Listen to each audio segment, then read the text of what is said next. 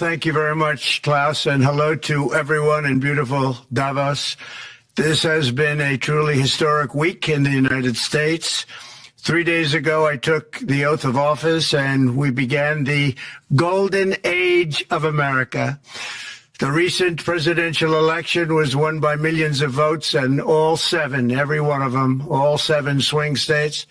There was a massive mandate from the American people like hasn't been seen in many years, and some of the political pundits, even some of my so-called enemies, said it was the most consequential election victory in 129 years. That's quite nice.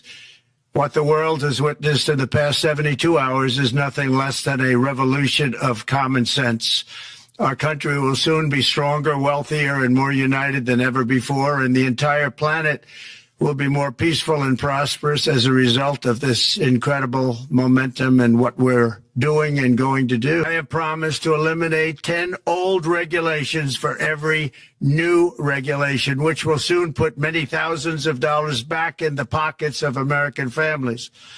To further unleash our economy, our majorities in the House and Senate, which we also took along with the presidency, are going to pass the largest tax cut in American history, including massive tax cuts for workers and family, and big tax cuts for domestic producers and manufacturers. And we're working with the Democrats on getting an extension of the original Trump tax cuts, as you probably know, by just reading any paper. My message to every business in the world is very simple. Come make your product in America, and we will give you among the lowest taxes of any nation on earth.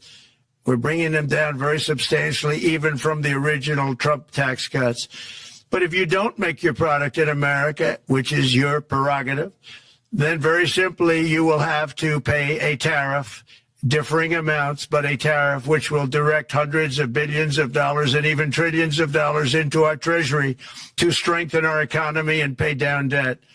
Under the Trump administration, there will be no better place on earth to create jobs, build factories, or grow a company than right here in the good old USA. Also reported today in the papers that Saudi Arabia will be investing at least $600 billion in America, but I'll be asking the Crown Prince, who's a fantastic guy, to round it out to around $1 trillion. I think they'll do that because we've been very good to them. And I'm also going to ask Saudi Arabia and OPEC to bring down the cost of oil. You got to bring it down, which, frankly, I'm surprised they didn't do before the election. That didn't show a lot of love by them not doing it. I was a little surprised by that. If the price came down, the Russia-Ukraine war would end immediately. Right now, the price is high enough that that war will continue. You got to bring down the oil price. You got to end that war. They should have done it long ago. They're very responsible, actually, to a certain extent for what's taking place. Millions of lives are being lost. With oil prices going down, I'll demand that interest rates drop immediately, and likewise, they should be dropping all over the world. Interest rates should follow us. All over, the progress that you're seeing is happening because of our historic victory in a recent presidential election. They say that there's light shining all over the world since the election, and even countries that we aren't particularly friendly with are happy because they understand what there is a future and how great the future will be. Under our leadership, America is back and open for business, and that's why from the moment I took office, I've taken rapid action to reverse each and every one of these radical left policies that created this calamity, in particular with immigration, crime, and inflation.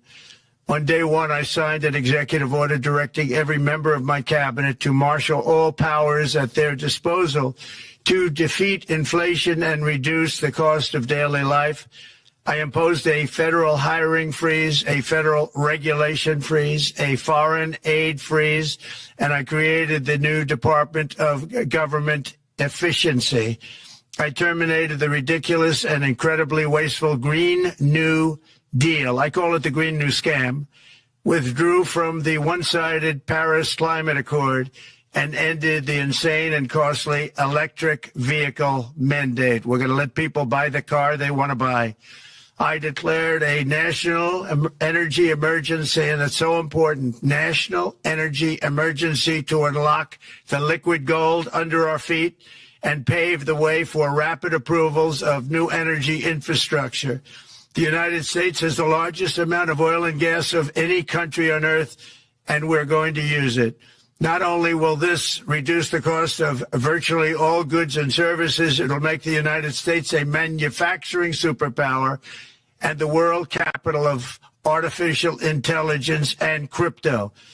My administration has also begun the largest deregulation campaign in history, far exceeding even the record-setting efforts of my last term. And I've made it official, an official policy of the United States, that there are only two genders, male and female.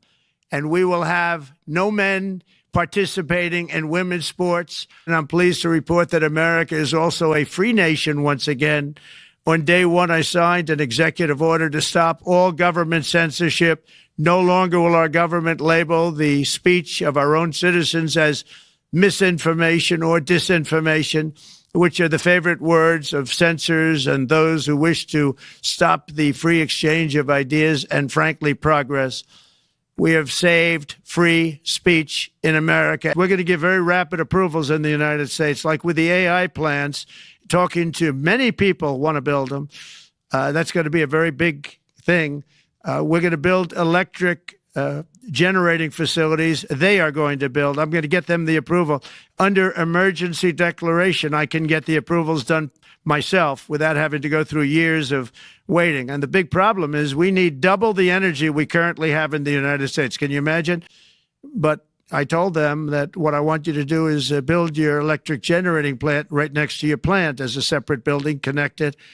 And they said, wow, you're kidding. And I said, no, I'm not kidding. They can fuel it with anything they want, and they may have coal as a backup, good, clean coal, you know. By the way, speaking of you, and you've done a fantastic job, but I hope you start opening your bank to conservatives, because many conservatives complain that the banks are not allowing them to do business within the bank, and that included a place called Bank of America. They don't take conservative business. And I don't know if the regulators mandated that because of Biden or what, but you and Jamie and everybody, I hope you're going to open your banks to conservatives, because what you're doing is wrong.